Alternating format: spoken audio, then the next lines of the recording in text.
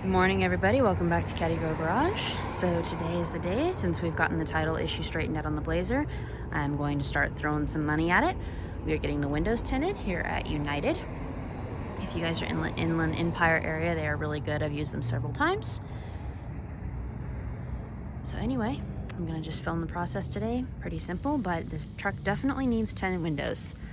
Kind of looks like an open fishbowl right now. Thanks for tuning into the video.